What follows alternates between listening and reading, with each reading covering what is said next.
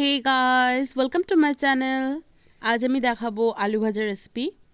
জানি আলু ভাজতে সবাই পারে, বাট পারফেক্ট আলু ভাজা সবাই পারে না। কেউ গলিয়ে ফেলে, কেউ ভেঙে ফেলে আলু। সো আমি আজকে পারফেক্ট আলু ভাজার রেসিপি দেখাবো আপনাদের সামনে।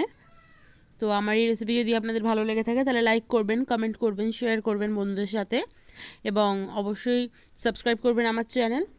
তো চলুন দেখে নিই কীভাবে আলু ভাজাটা বানাতে হবে।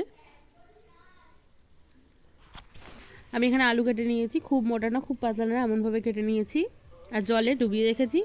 এদিকে আমি সাদা তেল গরম করে নিয়েছি কড়াইতে একটু বেশি পরিমাণে, যাতে আলুগুলো ভালো করে ভাজা হয়। আর নিয়েছি 2টো কাঁচা লঙ্কা।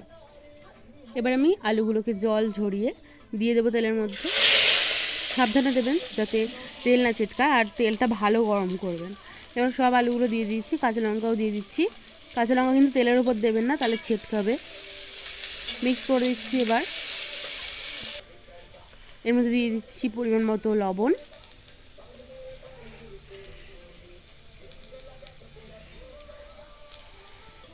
আর দিয়ে দিচ্ছি হলুদ। হলুদটা অল্প দেবেন, খুব বেশি হলুদ দেবেন না, তাহলে তলায় লেগেও যায় আর ভালোও লাগে না।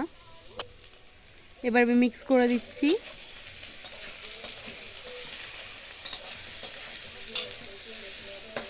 খুব সবসময় আলুটাকে নাড়বেন না, 30 সেকেন্ডস অন্তর অন্তর আলুটাকে নাড়বেন, তাহলে দেখবেন আলু ভাজবে না, ভাঙবে না ভাজার সময়। এবারে মিক্স করেছি। এবার আমি দেখে নিচ্ছি সিদ্ধ হয়েছে কিনা। আলু সিদ্ধ হয়ে গেছে একদম।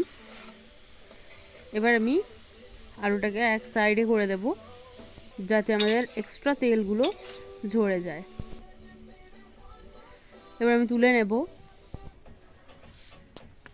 নিয়েছি। দেখুন আলুটা কিন্তু সফট আছে, আর তেমন কোনো আলু ঘেটেও যায়নি আবার ভেঙেও যায়নি, বাট গলে গেছে ভেতরে আর লম্বা লম্বাই আছে। তো তৈরি হয়ে গেল আমাদের পারফেক্ট আলু ভাজা। আমি যেমনভাবে দেখালাম আপনারা সেরকম অনুযায়ী আলুটা ভাজবেন, তাহলে দেখবেন আপনাদের আলু ভাজাও পারফেক্ট হবে।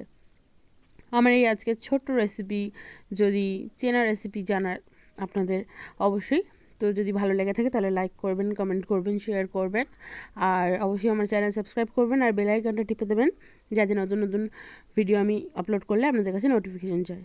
তো আজকের মতন বিদায় জানালাম, টাটা।